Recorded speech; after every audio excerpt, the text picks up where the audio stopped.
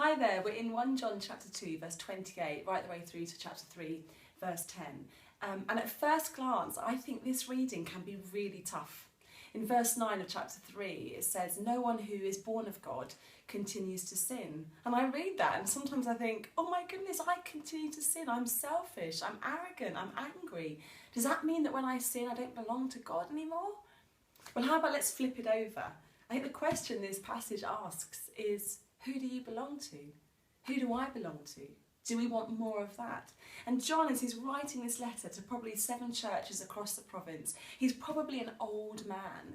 And I think the older you get, I find this, the more clearly I see some stuff. And I think he's sitting there writing saying, I just want these new Christians to know that they belong to God, that they've been bought with a price, the precious blood of Jesus, that once they were slaves in their sin, once they were far away, but now they've been brought into the family. They're kids in God's family. He's adopted them.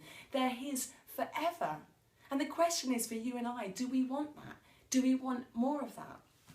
When Jason and I adopted our little daughter, when she first came home with us and she saw all these new toys that she'd never played with before, and she was in this new environment and she didn't really know what it meant that Jason and I were her mum and dad, if she was really upset or if she cried, she'd kind of run away from us. She wouldn't run towards us. She'd try and kind of sort it out on her own.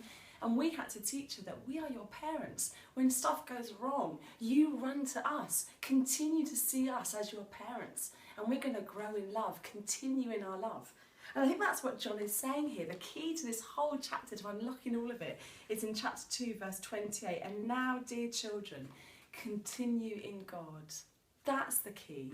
Keep focusing on the fact that God is your Father.